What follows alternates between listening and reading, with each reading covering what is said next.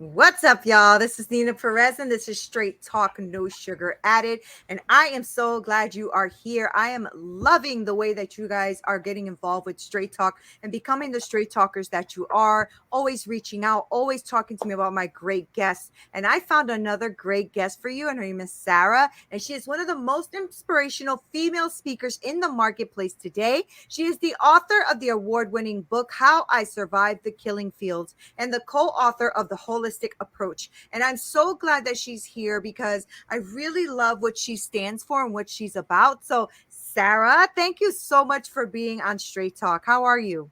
Good. How are you, Nina? I'm so glad that we get to talk, and thank you for having me. Yeah, I'm glad you're here. Listen, I have a really fantastic audience. And one of the things that I always hear from them is how much they love who I speak to, the stories that come out of this. And so, what I like to do on Straight Talk is just use our stories, Sara, to inspire other people and to let them know who you are, because I think it's important, right? When we're trying to connect with people, to let them know who we are and then connect with them in whatever way we do. So, I know you have a lot going on. So, we're going to touch on all of that. We're going to touch on your speaking and your book and the fact that you do coach people, things like that. So before we get all into the nitty gritty, let's know a little bit more about you, Sara. Who is Sara? Oh, okay. I will give you a short version of my story. My story is in the whole book, but Right. but I will not take that much time. So, I grew up in Cambodia. I was a child of a farmer. I was the firstborn child. As you Mm, can imagine, the firstborn get all the love, right? right. So, so I feel so much love and secure. And my parents uh, want to keep me in school. They believe in higher education. So they didn't teach me much about farming. Mm, So with that in mind, I keep going. And then when I finished high school, I went on to college. And college is far away from home. That means I mm, had to leave my family behind. I have I have three younger brothers and my parents. So I left to the capital city where I pursue a higher education. And while I was away from home, there's a horrible thing happened to Cambodia. mm. You probably heard about it. It's when the communist Khmer Rouge took over Cambodia. Oh. They came in with madness and anger and resentment, and they marched in like a military style right into the city. They shut down everything, Oh my and the God. next day they pursued to evacuate the whole city. Wow. So that means everybody need to get out from the house. As we Mm-hmm. are going through the storm Ian right now, I didn't want to get out. If I can just stay put in my secure home, I stay. So I did stay. But in my case in Cambodia, I could not stay. Right. They point the gun at us and they demanded you go, go, go. So we left everything behind. Hmm. Is that what when you were in the city? Were you by yourself there without your family when they did this? Right, yes, yes. Mm. But before, like a couple days before they came in, I went to visit my uncle who live in the suburb, and I cling on to my uncle. He have a wife and two children. Mm. So when they evacuate, I was evacuated with my uncle and his family.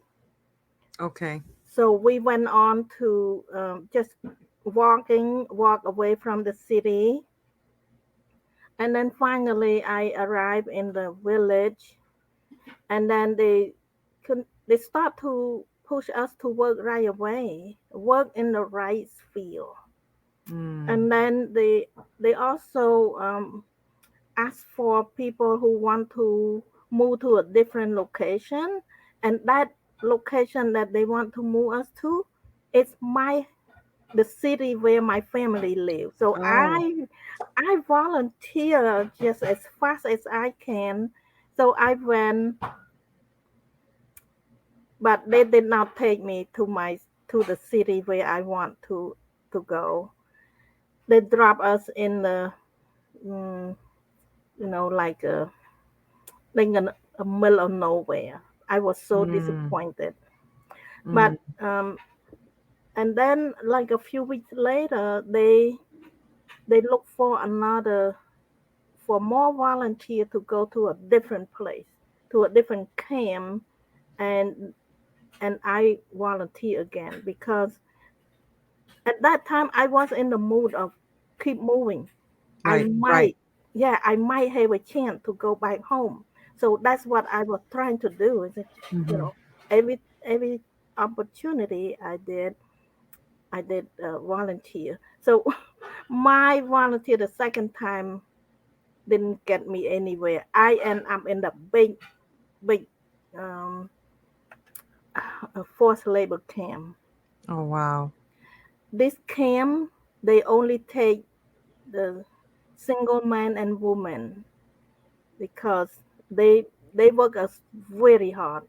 Right, They push us to work like crazy hour, like 16 hours a day, right. seven, Wow. 7 days a week, and they give us very little food to eat, and we were exhausted and I'm starved. sure. And And no then money, right? No money with that. It's no, forced.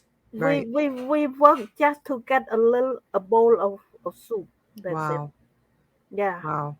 And there's no escaping that, or at least you feel like there's no escaping that, right? You're thinking No. eventually I'll end up with my family, and instead you ended up there. That is so tough. How long did you stay in that kind of situation? 4 years. Wow. 4 years.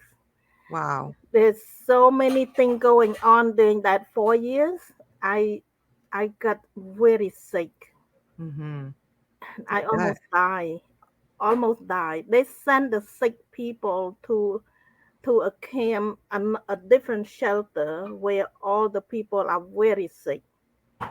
So I found my way out from there because I didn't want to die. Right. My goal Right. is my goal is to keep alive, being alive, Okay. so that I can go back home. Did you know where you were? Did you know the area where they had put you for those 4 years? Approximately, not exactly, but Right. I know I'm not too far from the city where my family lived. Mm-mm. Mm-hmm.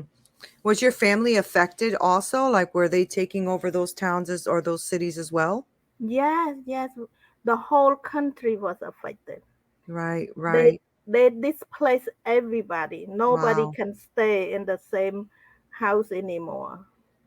Right. So when you left in those four, did you escape from the hospital when they put you there? Is that what you did?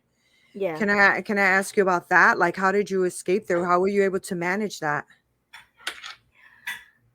Well, when I realized that that place is very dangerous for me, I could get more disease. So I tried to find my way out. So Mm-hmm. I realized that I cannot do much. I cannot run away because I was so sick. But I think about God Mm, when I search and then look for solution, and I remember I believe that there is God since I was young. right. So at this Wow. time I pray to God. I pray, ask him to help me.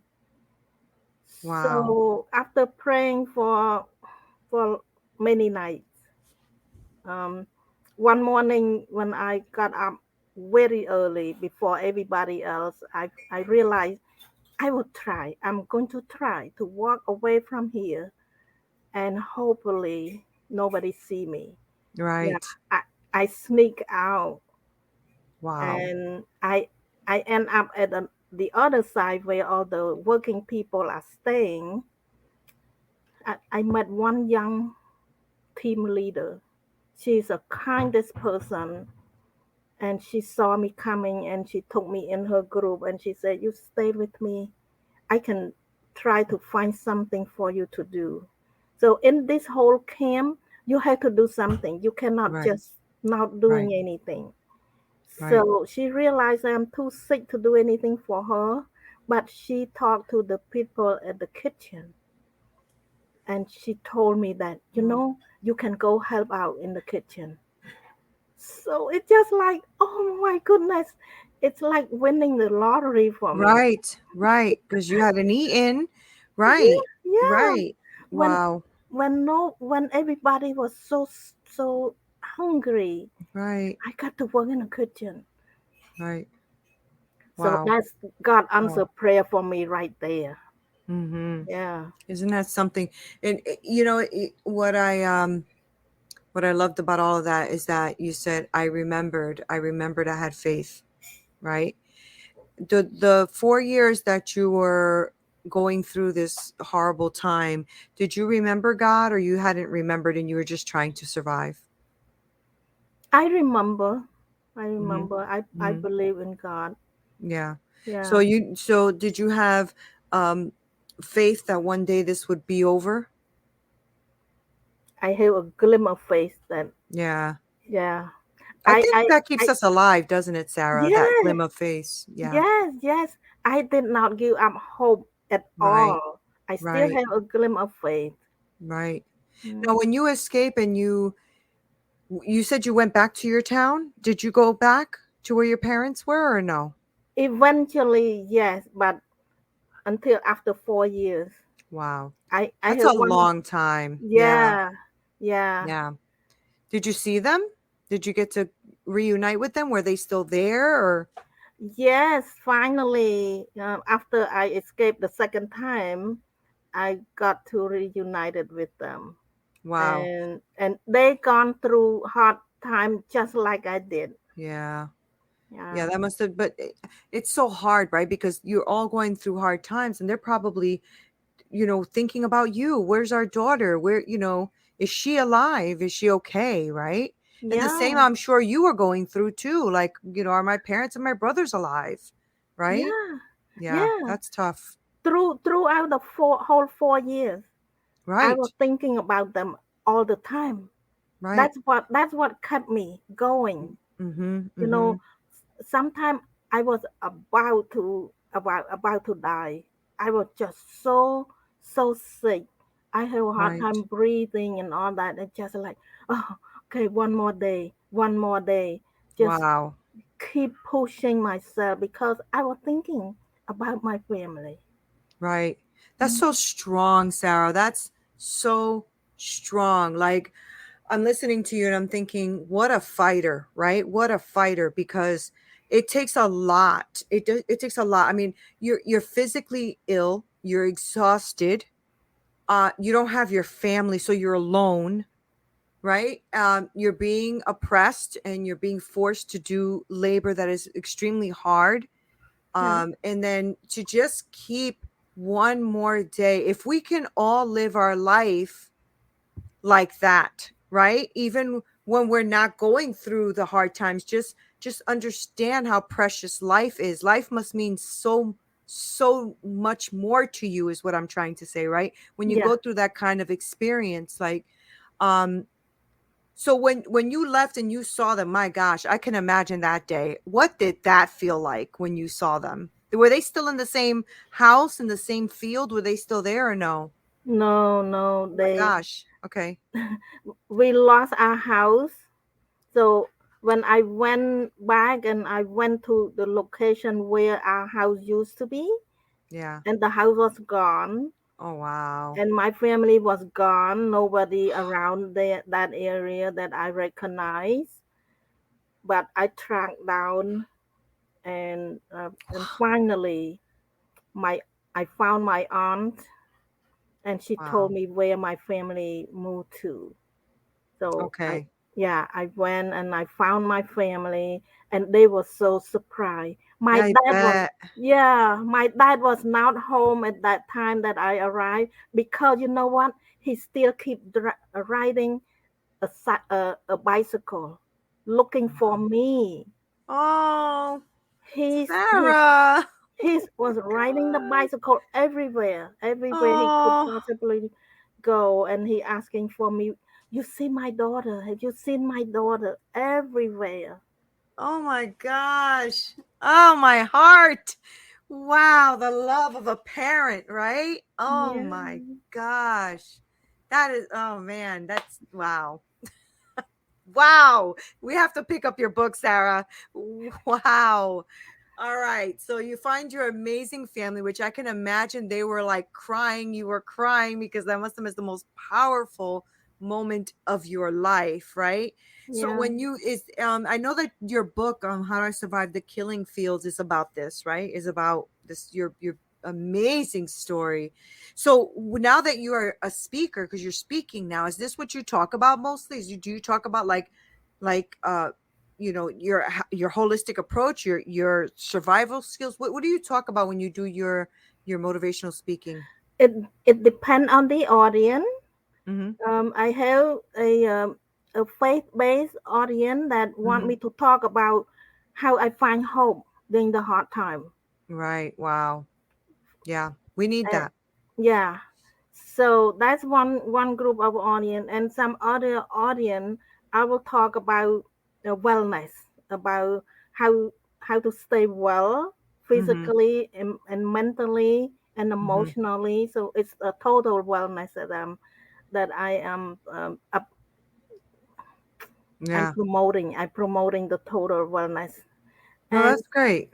Mm-hmm. yeah, and sometime in the business community, I talk about resilience. I Mm-hmm. talk Mm-hmm. about perspective. I talk about mindset, about how to stay That's positive when, fantastic. yeah, how to stay Mm-hmm. positive when you are in the negative situation. Right, but Sarah, nobody can come to you with a negative situation. You've you've overcome something that most of us have never gone through, right? So the minute the minute any of us come to complain, you're like, "Excuse me, read my book, okay? Stop being a baby." I'm just joking, but I mean, when you talk to someone like you who's phenomenal in their thinking, and somebody who's you're not even like most of us say we're going through a challenge, right? But you lived through it, right? So there is a different perspective, Sarah, when you look at things through the lens of where you did it, right? The way Mhm. you had to survive, Yeah, as opposed to us complaining about how we can't get our email to work, right? Those are two different things.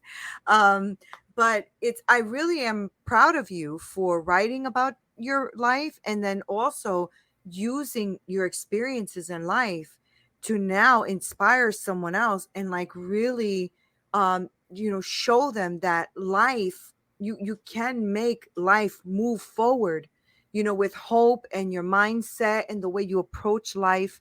That's very beautiful, and it's a gift to people. It really is a gift, because was there someone that was in your life, or someone while you were going through that hard time, that helped you look at life a different way? Or was it more what was in you already? Was it more of your faith, or was it people around you? How was that for you? it it was in me. Most of it is in my heart Right. because uh, just before I went off to college, my mom, who I was the caregiver to, Mm. she recovered from a 4 years of paralysis. Oh, wow. She had an accident. She became paralyzed and knocked her down for 4 years. Wow. And finally, she recovered just before I graduated from high school. Wow. So that relationship that I nurture her and took care of her, and I want her to be well so bad. Right. Then I love on her, and we built such a strong relationship that built my resiliency, Mhm. that Mhm. built my confidence. Mhm. Mhm. So Wow. when the hard time come, I draw from that confidence, Yeah. Yeah. and it's just the love that I have for her. Right. And you know what else too? I think there's something powerful to be said about helping someone else when you're going through something, right? Mm-hmm. Because it's strong, and it says something when your mom was ill, for you to say, I'm going to nurture this woman. I'm going to care for her. I'm going to be there for her. And I think that a lot of us, if we would take the time to get out of our own head and our own way and pour into someone else, that can change a lot of things in our life, right? Mm-hmm. I Yes, always say, if you're too stuck in your head, then go help someone else, and that will help you, right? And yes, in your case, that was not only did you help your mom recover, thank God, but that strength and resiliency that you saw your mother recover from, I'm sure had a lot to do with why you said, one more day, one more day, yeah, right? yes, Wow, that's yes. deep. That's deep.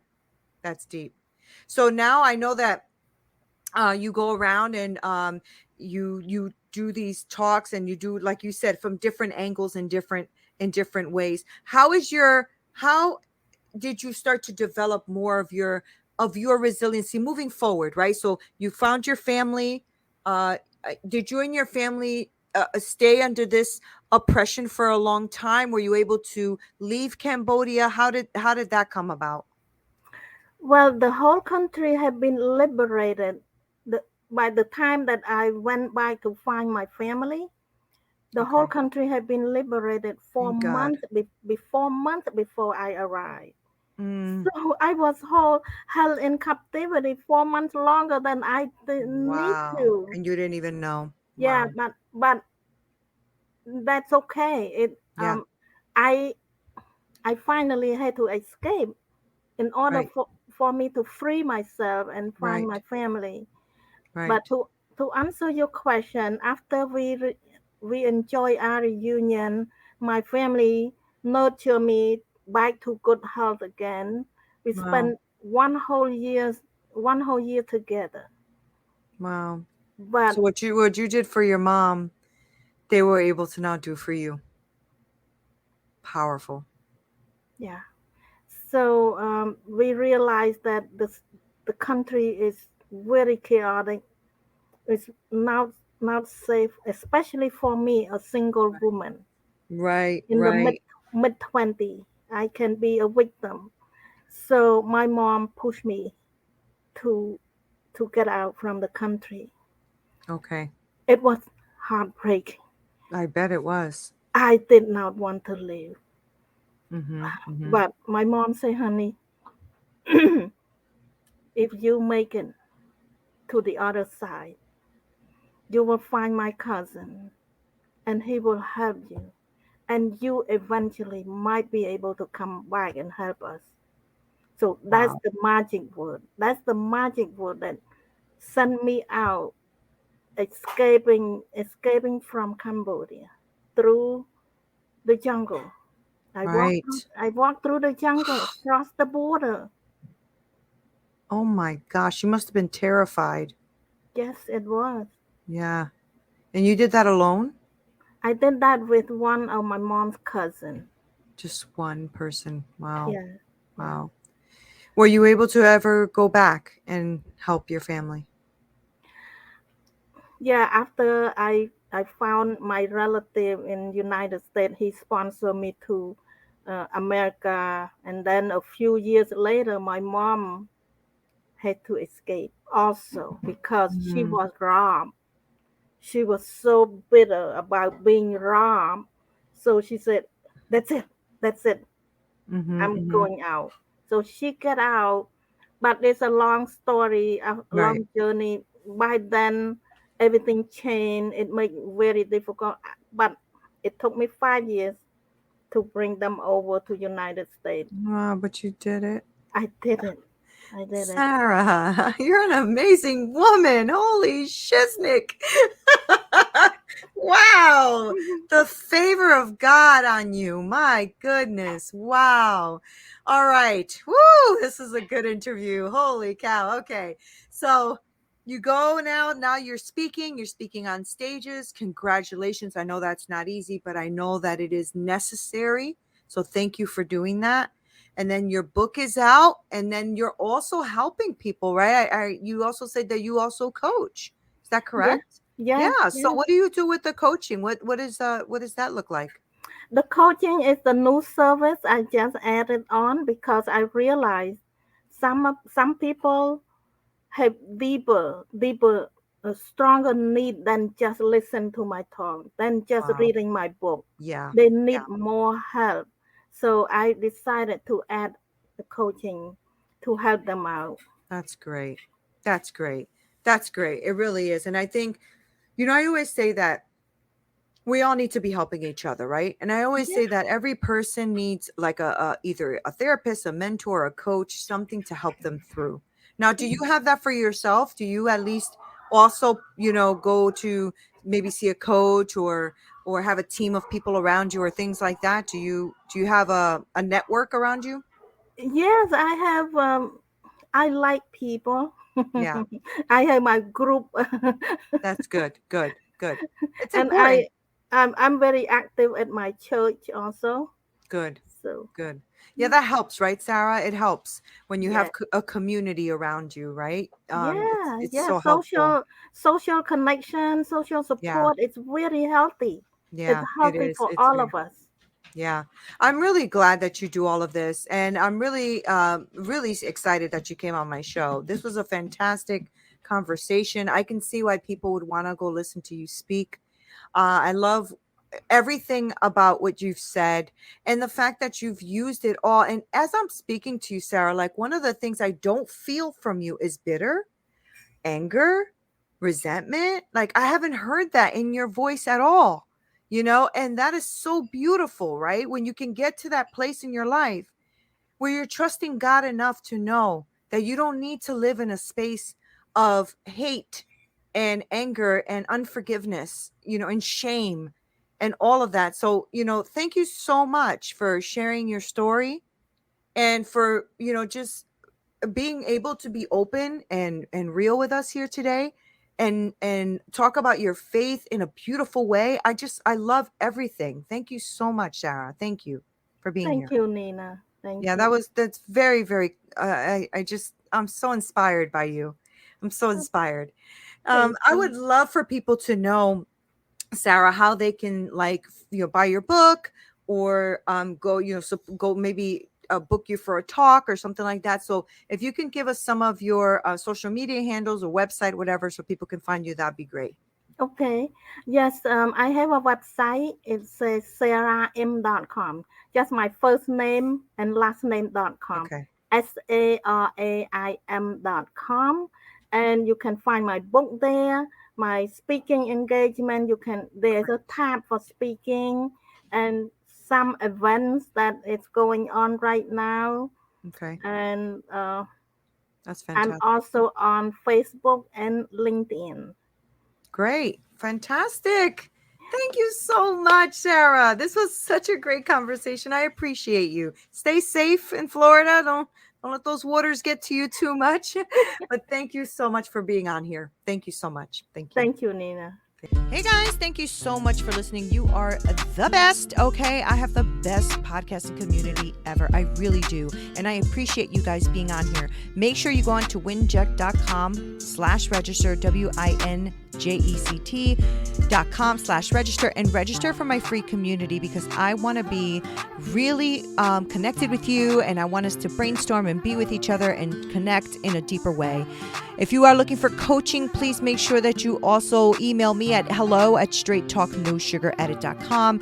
I work with women and I help them develop that business that they are envisioning in their hearts so that they can win. Thank you guys so much for being here. Love you, love you, love you. This is Neena Perez, Straight Talk, No Sugar Added. Until next time.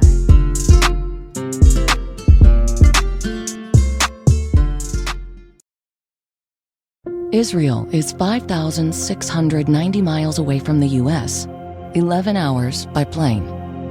Hate travels faster. In a comment, in a post, in a second. Jewish hate is up 388% in the U.S., Black hate, Muslim hate, and Asian hate are up too. When one hate rises, they all do. Let's stand up to all hate together. Share and wear the blue square from standuptojewishhate.org.